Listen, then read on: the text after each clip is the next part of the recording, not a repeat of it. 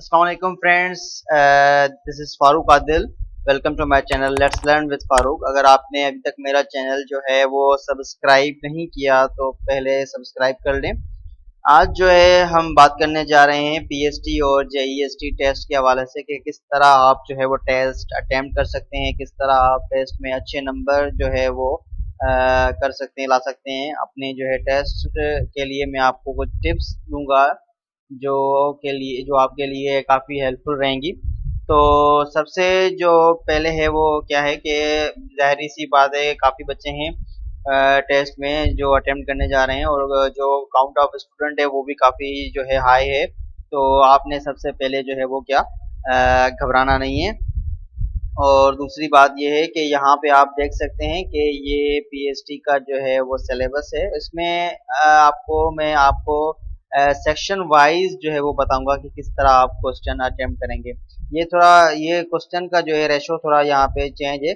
जो अपडेट किया हुआ है आईबीए वालों ने, वो यहाँ पे 20-20 क्वेश्चन हर जो है सेक्शन में 20 क्वेश्चन है, ठीक है। तो यहाँ पे सबसे पहला जो सेक्शन है वो है हमारा मदर टंग। अच्छा, सिंधी में आपको क्या करना है, आपने जो है एक तो जो पोएम्स वगैरह हैं, जो हमारी शायरी है सिंधी की, वो आपने, या फिर उर्दू की, वो आपने क्या करनी है, वो आपने जो है उनके शायरों के नाम देखने हैं और उनमें से डिफिकल्ट वर्ड्स की मीनिंग देखनी है और आपने ये पहचानना है कि ये शायरी किस सिनफ की है, ठीक है, वो किस जो है सिनफ से वाबस्ता रखती है। आया कि वो गजल है या फिर वो बैत है या फिर वो क्या कौन सी चीज है। तो ये चीजें सबसे पहले आपने इस पे करनी है सिंधी में। दूसरा, आपको कुछ वर्ड्स की मीनिंग आनी चाहिए। तीसरा, आपको जो सिंधी में हम कहते हैं इस्तेलाह के मतलब के प्रोवर्ब, जिसको हम कहते हैं प्रोवर्ब, या फिर आप इडियम्स कह लें, इस तरह से जो हमारे सिंधी में होते हैं उसको हम इस्तेलाह कहते हैं। तो वो भी आपको जो हमारे सिलेबस के मुताबिक हैं वो आने चाहिए। तो ठीक है, आप इन 3-4 चीज़ों की अगर सिंधी में से तैयारी कर लें तो आपके 20 में से 9 अबव आ जाएंगे, ठीक है। 20 में से 9 अबव का मतलब क्या है, 45% आप परसेंट से आपके अबव आ जाएंगे और आपका वो पोर्शन जो है वो क्लियर हो जाएगा, ठीक है। देन उसके बाद हम आते हैं social studies, current affair, GK, इस्लामियात और जनरल नॉलेज वगैरह जो ये लिखे हुए हैं। तो उसमें आप क्या करेंगे, सोशल स्टडीज को आपने पूरी तरह जो है वो कंप्लीट करना है। आपने सोशल स्टडीज 1 से लेके 8 तक, अगर पीएचडी के लिए, अगर जेईएसटी के लिए तो 1 से लेके 10 तक आपने जो है वो पूरा करना है सोशल स्टडीज को। क्योंकि सोशल स्टडीज अगर आपने कवर कर ली तो आपके ऑलमोस्ट 7 या 8 क्वेश्चन उसमें से कवर हो जाएंगे। बाकी आपका 1-2 क्वेश्चन जो रहेगा वो आपको करना है इस्लामियात, जीके, या फिर इनमें से 45% पास करने के लिए, ठीक है। तो इस्लामियात का अगर 1-2 आपको क्वेश्चन आ गया, या फिर आपको करंट अफेयर का कोई क्वेश्चन आ गया, तो आप जो है वो इसके लिए, करंट अफेयर वगैरह के लिए, आप पाक एमसीक्यूज की वेबसाइट है वो आप जो है वो मुंतखब कर सकते हैं। उसके लिए पाक एमसीक्यूज की वेबसाइट है, ठीक है, पाक एमसीक्यूज, ठीक है, पाक mcqs.com, ठीक है। इस वेबसाइट पे आपको इस्लामियात भी मिलेगी, हर चीज़ मिलेगी, ठीक है। उसके बाद हम आते हैं, तीसरा जो है हमारा वो पोर्शन है इंग्लिश का। अच्छा, इंग्लिश में आपने 3 चीज़ें जो है वो अपनी कवर करनी है ताकि आप जो है 45% से ऊपर मार्क्स ला सकें। फर्स्ट जो है आपने जो पैसेज रीडिंग होता है वो उसका जो है वो उसकी जो है प्रैक्टिस करनी है काफ़ी।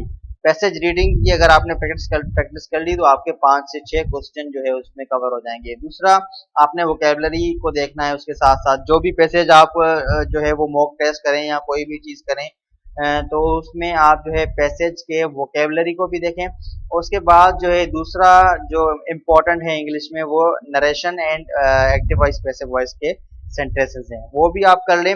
उसके बाद जो है आप अगर ये 3 चीज़ें कर लेते हैं, active voice, passive voice, narration और पैसेज रीडिंग, तो ये 3 चीज़ों में आपके 10 प्लस क्वेश्चन हो जाएंगे इंग्लिश के 20 में से, ठीक है। तो ये भी आपका सेक्शन जो है इस तरह से क्लियर हो जाएगा। उसके बाद हमारा आता है मैथमेटिक्स। मैथमेटिक्स में काफ़ी लोग परेशान हैं कि किस तरह से करना है, जिनको नहीं आता मैथमेटिक्स। अच्छा, वो क्या करें, वो मेरे चैनल पे कुछ वीडियोस हैं जिसमें पास्ट पेपर सॉल्व किए हुए हैं मैंने, वो भी देखें। अच्छा, पास्ट पेपर के अलावा आपने 1-2 ट्रिक्स देखनी है कि मैथमेटिक्स के जो रिपीटेड क्वेश्चन है पास्ट पेपर में से, वो आपने करने हैं मैथमेटिक्स के। उसके बाद जो आपको नहीं आते उसमें आपको जो है वो थोड़ा तुक्के लगाने पड़ेंगे, तो वो मैं भी आपको बताऊंगा कि किस तरह जो है आप वो तुक्के लगाएंगे उसमें टेस्ट में। उसके बाद पार्ट 5 है जनरल साइंस। जनरल साइंस जो है वो आपको पूरा का पूरा करना पड़ेगा, उसमें कोई भी जो है इधर उधर का नहीं है। जनरल साइंस जो है आपको 1 से लेके 8 तक पीएचडी के लिए और 10 तक आपने जेईएसटी के लिए जो है वो पूरा का पूरा साइंस का सिलेबस कवर करना है। उसमें से आपको कहीं से भी आ सकता है, वो जो है उसको आप अच्छे से पढ़ लें। ये ही सेक्शन है जो आपने बिल्कुल अच्छे से जो है बिल्कुल कवर 1 to 100% कवर करना है। ठीक है, उसके बाद जो है मैं आपको बताता चलूं कि जो तुक्के हैं वो किस तरह लगाने हैं। अच्छा, सबसे पहले तो आपने हर सेक्शन में वो क्वेश्चन करने हैं जो आपको 100% श्योर हो। ठीक है, 100% श्योर का मतलब है 100%, 99% भी नहीं। ठीक है, अगर आपको थोड़ा भी शक है तो उसको फिलहाल छोड़ दें। अच्छा, इस छोड़ने में आप ये जो सीक्वेंस होती है हमारी क्वेश्चंस की, वो आप जो है वो मिस प्लेस नहीं कर देना, क्योंकि अक्सर जो होता है अगर हम एक क्वेश्चन छोड़ देते हैं तो दूसरा करने जाते हैं तो टिक जो है वो पहले वाले पे कर देते हैं, तो फिर हमारी सीक्वेंस खराब हो जाती है और इस तरह हमारा पूरा टेस्ट जो है वो बेकार हो जाता है। तो इस तरह नहीं करना, आपने बिल्कुल केयरफुली देखना है। और अगर आपको 100% वो क्वेश्चन का आंसर नहीं आ रहा तो आप उसको छोड़ दें। आप जो है वो बिल्कुल पहले हर पोर्शन में से वो क्वेश्चन करें जो आपको 100% श्योर हो। ठीक है, उसके बाद आपने उन क्वेश्चन पे आना है जो आपको 99% या फिर 90% इस तरह से, या फिर मतलब कि जिनके ऑप्शंस आपको 90% लग रहे हैं कि वो ठीक हैं।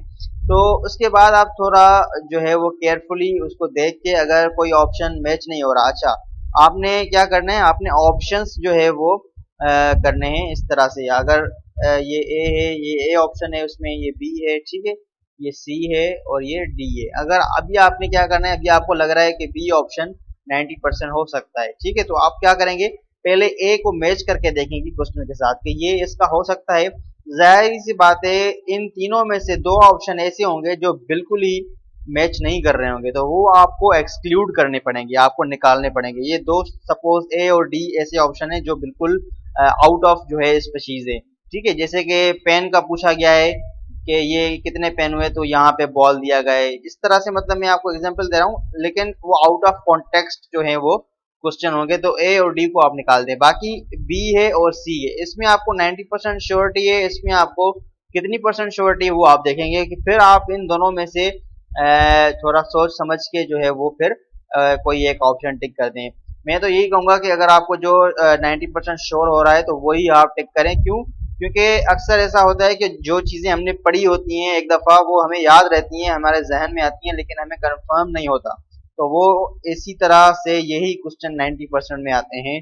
तो इस तरह से आप जो है तुक्के लगा सकते हैं। उसके बाद कुछ ऐसे क्वेश्चन होते हैं जो आपको बिल्कुल ही समझ नहीं आ रहे। ठीक है, जैसे कि मैथमेटिक्स में काफी लोग कह रहे थे कि हमें समझ नहीं आ रहे क्वेश्चन, हम किस तरह करेंगे ये वो। तो मैथमेटिक्स में आपने क्या करना है, आपने जो जो आपको क्वेश्चन आ रहे हैं पहले आप वो करें, उसके बाद जो आपको 90% श्योर है वो आप वो करें, उसके बाद जो है वो आप तुक्के लगाएं। तुक्के में भी आप ऐसा करेंगे, अगर आपको 3 क्वेश्चन नहीं आ रहे, ठीक है, अगर आपको 3 क्वेश्चन जो है कंसेक्यूटिव क्वेश्चन है वो नहीं आ रहे, ठीक है, जैसे कि 30, 31, 32 ये क्वेश्चन आपको नहीं आ रहे, तो आप तीनों में जो है वो एक ही ऑप्शन लगाएं। तो इन तीनों में से आपका एक जो है वो तो 100% राइट होगा। ठीक है, एक जो है 100% राइट होगा। प्रोबेबिलिटी ये है कि आपके 2 भी राइट हो सकते हैं, ठीक है, आपके 3 तो राइट मुश्किल हो सकते हैं, क्योंकि तीनों कोई ऑप्शन जो है वो सेम नहीं हो सकते। लेकिन अगर आप तीनों में एक ही लगाएंगे तो आपके 1 या 2 क्वेश्चन तो राइट हो ही होंगे, एक तो आपका पक्का ही हो जाएगा। ठीक है, तो इस तरह से आप अपने टेस्ट में जो है वो हेल्पफुल टिप्स को ये आप अपने माइंड में रख सकते हैं। इसके अलावा भी जो है वो अगर आपको कोई चीज़ पूछनी है तो आप कमेंट बॉक्स में मुझसे पूछ सकते हैं। थैंक यू सो मच, और अल्लाह हाफिज़। मेरे चैनल को सब्सक्राइब जरूर कीजिएगा। Thank you so much.